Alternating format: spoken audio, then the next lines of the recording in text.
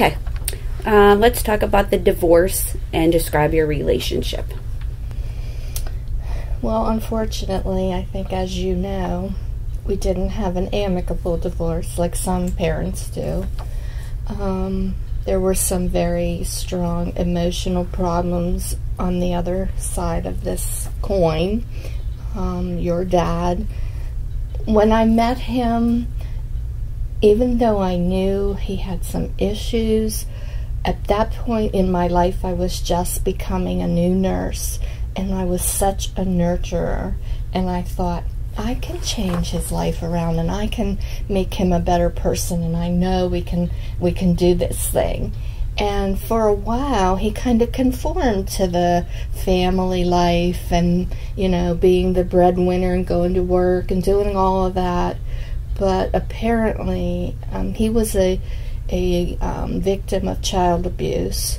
And so I think after a certain point, he couldn't do it any longer. He reverted back to the abuse issues and soothing his wounds with alcohol.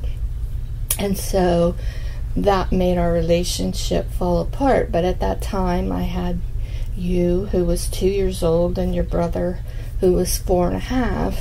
And so I had to think, like, what am I going to do here? And I even tried, like, to repair the damage and fix the relationship a couple of times, even after we had separated, but then finally realized this isn't going to work.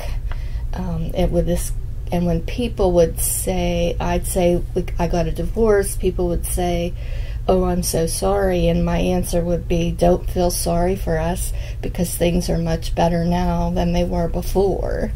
And so it was you and me and Michael trying to, make a family. The thing that was most disturbing to me, I think, is that when we divorced, he kind of divorced everything, and instead of remaining a dad and his mom remaining your grandma and his dad remaining your grandpa, they just kind of divorced the family. And so it made things very difficult, I think, for you and your brother emotionally to grow up with that, well, what's wrong with me? Why don't they want to be my grandparents, and that kind of thing.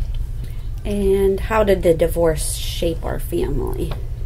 I think for me, I saw the emotional trauma it caused you and your brother, and that made me hurt.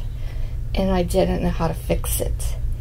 And, of course, I couldn't fix it. But for myself personally, I think it made me a stronger person to say, okay, now I'm going to have to support myself, and I'm going to support these 2 kids, and I have to make myself better.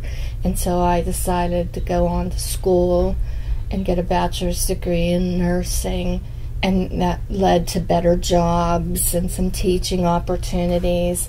And then I decided, okay, this is okay, but maybe I want to do something better, and so I went on for a master's degree. And sometimes I think, was that really good for the family? I don't know, because it took away time that maybe I could have been doing other things. But, I tried very hard to balance it, and sometimes I didn't do such a good job. But other times, I spent time with you and your dancing and your brother in his sports, and so I think it worked. I don't know. What is the importance for us to talk about this? Well, you lived through it with me, so you know most of it. But I'm not sure you always knew how I felt like I needed to protect you and your brother, and I needed to be the strong one, and I needed to be the one who made all the money and did everything. And maybe sometimes I was emotionally detached from things I should have been more into. And you sit back now at an age of 63 and think, oh, as a parent I should have done this, and as a parent I should have done that. But I think it's all part of the learning process. And what happens is you become a better grandparent, in my eyes anyway. Yeah, that I can look back at those things and think, boy, I really should have been there for that, or I should have been able to mold that a little better. And now I just dote over my grandkids and make sure that not only do I buy them things, but I spend time with them, and I take them on trips, and I take them out to dinner, and I do the things that they want to do with me so they can spend time. And maybe that's my way of making up for some of the things I didn't do earlier. Well, hopefully we all get to do that. Describe the positives and the person that you are today. I thought about the fact that I had to become strong, I had to become educated, I had to pursue better employment, and just kind of mold our family so that you and your brother had in your lives work ethic. And I know your brother's had some issues. He ended up divorced too, which made me feel really badly, like, is this going to be a pattern for us? I don't know, maybe. And he still, at this point in his life, still has emotional issues about the divorce and his 3 children and all of that. And so I worry about that. But basically, I think when he does fall apart, I'm able to be there for him and able to try to help him to get the help that he needs with counselors and things like that. Plus, he was also in that terrible accident that caused him some post-traumatic stress disorder, which I think is still there a little bit.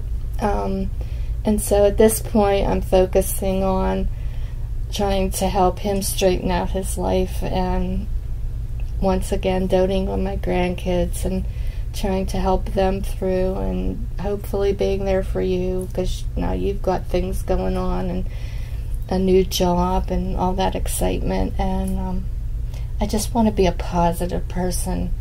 Sometimes in this building I work with people that have much less than I do, as far as family goes and finances and things like that, and their lives are really tough, and they come to work so negative about everything, and it really is stressful. And I just am trying so hard to be a much more positive person, and I think all of everything that happened through the years is what's helping me to do that.